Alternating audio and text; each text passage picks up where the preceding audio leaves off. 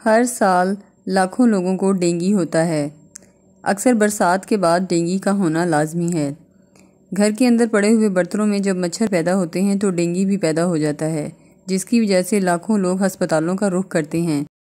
इस मौसम में अगर बरसात के बाद पानी कहीं खड़ा हुआ हो तो डेंगू होने का ज़्यादा खदशा होता है और अस्पतालों में रश लग जाता है। लेकिन एक मौसम है सितंबर और अक्टूबर, इसमें भी बहुत ज़्यादा डेंगू फैलता है क्योंकि ये बरसात के बाद का मौसम है। आइए जानते हैं कि वायरल फीवर और डेंगू में क्या फ़र्क है। डेंगू के अंदर फीमेल मच्छर जब आपको काटता है तो आपको बुखार आता है। बुखार 4 से 5 दिन भी हो सकता है। इसके बाद आपको सर दर्द, आँखों के पीछे दर्द हो सकता है, पेट में बहुत ज़्यादा दर्द होगा। डेंगू फीवर में दिल की धड़कन कम पड़ जाती है, बीपी लो हो जाता है और जिस्म निढाल हो जाता है। ये एक भयानक बीमारी है। इसमें प्लेटलेट भी कम होने लगते हैं, जिस्म में बेतहाशा दर्द होता है और दर्द की वजह से हड्डियां दर्द करती हैं, मसल भी दर्द करते हैं और जिस्म पर रैशेस भी पड़ जाते हैं। ये डेंगू फीवर की एक अलामत है। डेंगू में आपको 4 से 5 दिन तेज़ बुखार आता है, अक्सर 103 से 105 तक भी जा सकता है। ये डेंगू फीवर की एक अलामत है। डेंगू फीवर में जी मतलाता है, कै की सी कैफियत रहती है, मरीज़ को उल्टी आ जाती है। जब भी वो कोई चीज़ खाता है उसे उल्टी आ जाती है और अक्सर केसेस में ये देखा गया है कि गला तकरीबन बंद हो जाता है, कोई चीज़ खाई नहीं जाती, किसी चीज़ को दिल नहीं करता, भूख कम हो जाती है और मरीज़ वीकनेस की तरफ चला जाता है। इन तमाम अलामात के बाद आपको अपने डॉक्टर से ज़रूर रब्ता करना चाहिए। डॉक्टर आपको कुछ टेस्ट सजेस्ट करके देगा, आप वो टेस्ट ज़रूर करवाएं। उस टेस्टों में प्लेटलेट काउंट भी होगा, पूरा ब्लड का काउंट होगा, जिससे डॉक्टर आपको ये बता सकता है कि ये डेंगू है या वायरल है। डॉक्टर आपके टेस्ट की रिपोर्ट से आपका इलाज सजेस्ट करेगा। क्योंकि डेंगू एक ख़तरनाक और जानलेवा बीमारी है, तो आप अपने डॉक्टर से ज़रूर रब्ता करें। डेंगू की अभी तक कोई स्पेसिफिक मेडिसिन नहीं आई, लेकिन अगर हम अपनी इम्यूनिटी को बूस्ट करें, इम्यूनिटी बढ़ाएं और बहुत सारी चीज़ों का इस्तेमाल करें और घर में ही बनी हुई चीज़ों का इस्तेमाल करें तो हम बहुत हद तक डेंगू को कंट्रोल कर सकते हैं, यानी घर पर। तो आइए जानते हैं वो कौन सी चीज़ें हैं जिससे हम डेंगू को कंट्रोल कर सकते हैं और इस मर्ज़ से जल्दी निजात हासिल कर सकते हैं अगर आपको डेंगू हो गया है तो। डॉक्टर जब आपको टेस्ट की रिपोर्ट से बताता है कि आपके प्लेटलेट्स कम हो गए हैं, यानी कि वाइट सेल आपके ब्लड में कम हो गए हैं, तो हमें उसे कैसे बढ़ाना है, आइए जानते हैं। कुछ स्पेसिफिक चीज़ें हैं जिसे आपका डेंगू बुखार भी ख़त्म हो जाएगा और आपके प्लेटलेट्स भी बढ़ेंगे।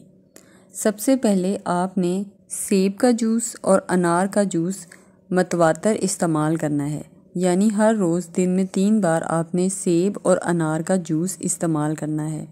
अनार के जूस से आपके प्लेटलेट बहुत जल्दी बढ़ेंगे, क्योंकि डेंगू फीवर में आपके जिगर पर बहुत ज़्यादा असर पड़ता है, जिसकी वजह से आपके वाइट सेल्स ख़त्म होना शुरू हो जाते हैं। तो आपको अनार का जूस इस्तेमाल करना है। अनार का जूस जिगर के लिए बहुत अच्छा है, खून बनाता है और आपके वाइट सेल भी बढ़ाएगा। दूसरा है सेब का जूस। सेब का जूस भी बहुत अच्छा होता है। जब आपको डेंगू फीवर हो तो आप सेब का जूस भी इस्तेमाल कर सकते हैं, और अगर आपके पास ऑरेंज जूस आपको मिलता है तो वो भी आप इस्तेमाल कर सकते हैं। ऑरेंज जूस में विटामिन सी होता है, वो बहुत ही अच्छा होता है जब आपको डेंगू फीवर हो तो। इसके अलावा गिलोई से आप अपने डेंगू फीवर को कंट्रोल कर सकते हैं। गिलोई मल्टीपल बेनिफिशियल होती है, जिसमें बहुत सारे विटामिन्स होते हैं। इसके अलावा उसके अंदर एंटी बैक्टीरियल है, एंटी इन्फ्लामेटरी है, एंटी कैंसर है, और ये स्पेशली डेंगू के लिए ही है। जब भी आपको बुखार आए तो आप आम बुखार में भी और डेंगू फीवर में भी ज़्यादा से ज़्यादा गिलोई का इस्तेमाल कर सकते हैं। गिलोई से जिस्म में दर्द, थकान, ये सारे मसाइल हल कर सकती है। क्योंकि अगर कुछ ऐसे लोग हैं जो इस महंगाई के दौर में जूस का इस्तेमाल नहीं कर सकते, तो वो गिलोई का इस्तेमाल करें। गिलोई के इस्तेमाल से बुखार भी जाएगा और आपकी जो जिस्म में थकान है, आपको वीकनेस है, वो भी ख़त्म होगी और इससे बहुत ज़्यादा और बहुत जल्दी प्लेटलेट्स आपके बढ़ेंगे। क्योंकि एक इंसान के अंदर 4 लाख प्लेटलेट होते हैं, तो जब आप गिलोई का इस्तेमाल करेंगे तो 15,000 प्लेटलेट आपके बढ़ेंगे एक दिन के अंदर। तो ये गिलोई इतनी बेनिफिशियल है। इसके अलावा आप तुलसी का भी इस्तेमाल कर सकते हैं। तुलसी हर घर में होती है और आम तौर पे ये पार्क वगैरह में भी मिल जाती है, तो आप तुलसी के पत्तों को उबाल कर भी इस्तेमाल कर सकते हैं और इससे भी प्लेटलेट बढ़ते हैं। इसके अलावा जो लोग कहते हैं कि पपाया लीफ से, पपीते के पत्तों से हम प्लेटलेट बढ़ा सकते हैं, तो वो भी इस्तेमाल कर सकते हैं। लेकिन अगर आपको पपाया के पत्ते नहीं मिलते तो आप तुलसी के पत्ते और गिलोई इस्तेमाल कर सकते हैं। और इसके अलावा आप अपने जूसेस भी इस्तेमाल कर सकते हैं और फ्रूट्स का ज़रूर इस्तेमाल करें, क्योंकि जितनी ज़्यादा आप फ्रूट्स लेंगे, विटामिन्स लेंगे, तो आपकी जो वीकनेस है और आपकी इम्यूनिटी है वो बूस्ट होगी और आपके प्लेटलेट्स भी बढ़ेंगे। डेंगू फीवर के बाद बहुत ज़्यादा वीकनेस हो जाती है, जिसकी वजह से कमर में दर्द, सर में दर्द, जिस्म में दर्द, पट्ठों में दर्द और हड्डियों में दर्द रहता है। तो जो डेंगू के मरीज़ हैं उन्हें चाहिए कि वो ऑलमोस्ट 15 दिन से 1 महीने तक रेस्ट ज़रूर करें, क्योंकि ये बहुत ज़्यादा डेंजरस बीमारी है। जब कि इसकी कोई मेडिसिन भी नहीं है, तो आप अपनी जो खुराक है उसे बहुत ज़्यादा अच्छा ज़रूर कीजिएगा कि जो लोग जैसे यखनी पी सकते हैं, यखनी का इस्तेमाल करें और गोश्त का इस्तेमाल करें। इसके अलावा आप चुकंदर का जूस सेब के साथ इस्तेमाल कर सकते हैं। इससे भी बहुत ज़्यादा आपके जिस्म में खून बनेगा, प्लेटलेट बनेंगे। डेंगू के मरीज़ को मच्छरदानी ज़रूर इस्तेमाल करनी चाहिए ताकि वो दूसरों को इफ़ेक्ट ना कर सके, क्योंकि ये बहुत ही ख़तरनाक मर्ज़ है। तो फिर दूसरे जो हैं वो इस मर्ज़ से बचें, क्योंकि जब शाम होती है तो फिर जो मच्छर का फ़्लो घरों के अंदर दाखिल होता है, तो अगर कोई मच्छर जिसने आपको पहले काटा हुआ है और वो किसी दूसरे फैमिली मेम्बर को काट ले, तो फिर वो भी इफ़ेक्ट हो सकता है। तो जहाँ तक हो सके अपने कमरे की खिड़कियाँ बंद कर दें, अपने दरवाजे बंद रखें और जो डेंगू का मरीज़ है उसे बिल्कुल अलग रखें। लेकिन ये छूने से, साथ खाना खाने से ये डेंगू नहीं फैलता, लेकिन मच्छर के काटने से ज़रूर डेंगू फैलता है। तो अगर घर में अक्सर देखा गया है कि अगर एक फ़र्द को डेंगू हुआ है और उसी मच्छर ने दूसरे अफराद को भी काट लिया है, तो फिर 7-8 अफराद जितने भी घर में रहते हैं उन्हें भी डेंगू हो जाता है। तो अक्सर लोग पूछते हैं कि ये कैसे हुआ, ये मर्ज़ कैसे फैला है, तो वो मच्छर के काटने से ही फैलता है। अब मैं आपके साथ अपना एक्सपीरियंस शेयर करूंगी। जब मुझे डेंगू हुआ था तो बहुत साल पहले हुआ था, 2011 में मुझे डेंगू हुआ था और तब मैंने इसे कैसे क्योर किया था तो वो मैं आपको बताती हूँ।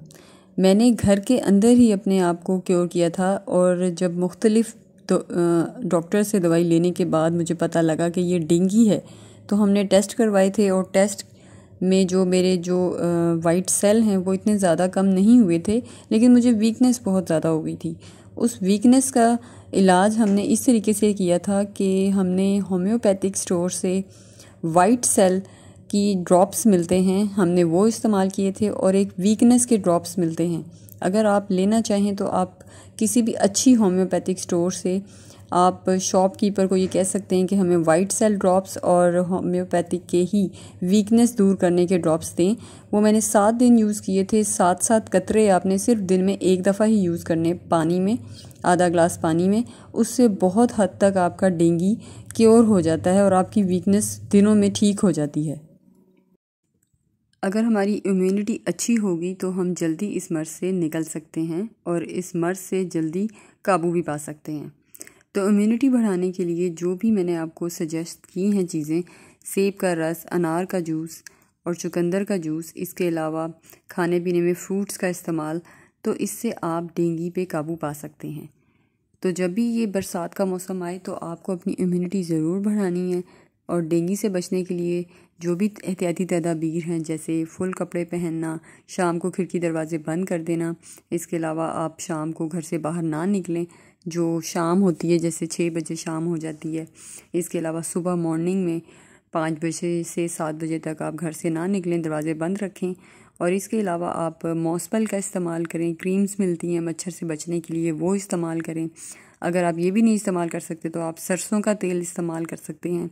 और एक और चीज़, आप नीम के काफ़ी सारे पत्ते लेके आप नारियल के तेल में जला कर उसे छान कर आप वो अपने हाथों पे लगा सकते हैं। उससे बहुत फ़र्क पड़ता है, मच्छर आपके करीब भी नहीं आएगा। आप नीम का तेल घर में बना सकते हैं, ये बहुत ही आसान है और इससे मच्छर बिल्कुल भी आपके करीब नहीं आएगा और काटेगा भी नहीं। और आप छोटे बच्चों को भी ये नीम का तेल लगा सकते हैं। और इसके अलावा बच्चों को जुराबें और जूते पहनाकर आप शाम को अगर उन्होंने कहीं जाना है ज़रूरी, तो आप बहुत सारी एहतियाती तदाबीर के साथ बाहर जा सकते हैं।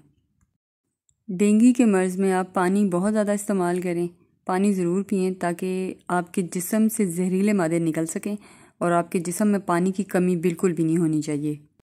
इसके अलावा फ्रूट्स में आप मीठे का इस्तेमाल भी कर सकते हैं, जो कि अक्सर सितंबर में आता है और वो कुछ अरसे के लिए आता है, तो आप उसका इस्तेमाल ज़रूर करें। और वो बुखार वाले और शुगर पेशेंट वो इस्तेमाल करते हैं, जिससे उन्हें बहुत फ़ायदा होता है, क्योंकि वो उसके अंदर ना इंसुलिन होती है। इंसुलिन जब आपके अंदर जाएगी तो आप बहुत जल्दी ठीक होंगे। तो शुगर पेशेंट भी वो इस्तेमाल कर सकते हैं। और इसके अलावा आप डेंगू का मरीज़ भी इस्तेमाल कर सकता है, क्योंकि बुखार उतारता है वो, और वो बहुत अच्छा फ्रूट है। तो आपको इस मौसम में या जब आपको डेंगू का मर्ज़ लाहक हो तो आप मीठे ज़रूर इस्तेमाल करें। डेंगू के मर्ज़ में जब आपको बार बार वॉमिट हो तो आप नींबू का भी इस्तेमाल कर सकते हैं। उसके अंदर चीनी, नमक और नींबू डालकर पानी एक गिलास में बनाकर आप वो इस्तेमाल कर सकते हैं। उससे आप बहुत अच्छा फ़ील करेंगे। मुझे उम्मीद है कि ये वीडियो आपको ज़रूर अच्छी लगेगी। मेरे चैनल को ज़रूर सब्सक्राइब करें और सदका जारिया समझकर ये वीडियो लोगों के साथ ज़रूर शेयर करें, ताकि हर किसी की हेल्प हो सके।